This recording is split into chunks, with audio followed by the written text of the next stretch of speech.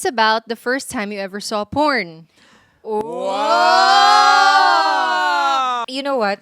Eto, si Maria Osawa talaga yun. Really? Yeah. Pero siya So? talaga, kaya nga nung nalaman ko na mag-guest siya, I was so excited. Yeah. Kasi it's the first time na na-discover ko yung squirting.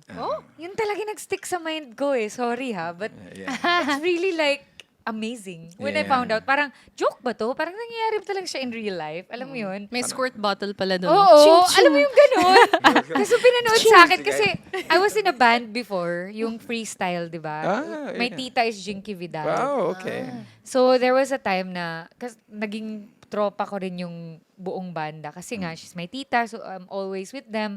And then when she left the band, ako yung nag-replace sa kanya. But prior to this, yung pagsama-sama ko sa kanila, syempre puro lalaki. So napapag-usapan yung mga famous porn stars and stuff like that. And Maria Osawa came up dun sa sa usapan. And I was so mesmerized with her videos. Alam mo yun, yung parang, wow! Parang, oh my God. And then when you see her in person, it's a completely different. Ay, grabe. Diba? You're Parang like, alam mo yung, Angel. parang nakakita ka ng, wow! Yeah. Parang, what?